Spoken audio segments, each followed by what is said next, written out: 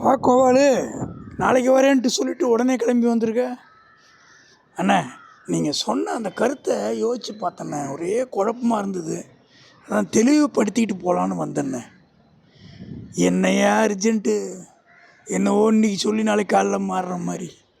First of all இதெல்லாம் நடக்குமானே தெரியாது. அதனால் நீ தெளிவுலாம் பட தேவையில்லை. சும்மா என்னுடைய ஒரு கருத்தை சொன்னால் அது எந்த அளவுக்கு சாத்தியம்னு கூட தெரியாது. அதெல்லாம் ரொம்ப கம்மியான 0.001% கூட சாத்தியம் கம்மி தான். அப்புறம் என்ன சொல்கிறீங்க? ஒரு ஆசை, என் பையன் ஸ்டேட் ஃபஸ்ட் வரணும்னு ஆசைப்படுறது தப்பு இல்லை.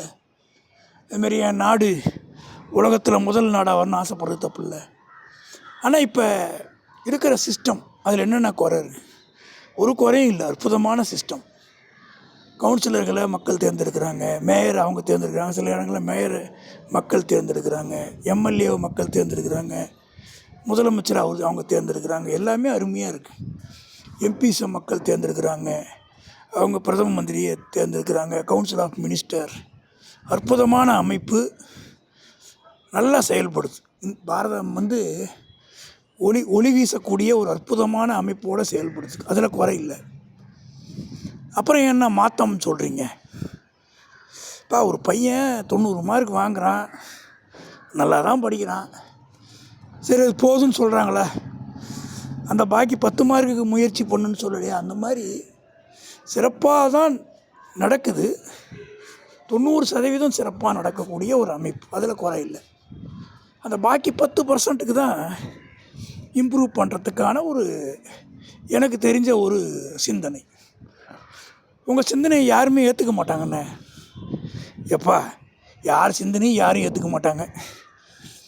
அது உலகம் உருண்டுன்னு சொல்லும்போது அவர் சிந்தனையை கூட யாரும் ஏற்றுக்கல.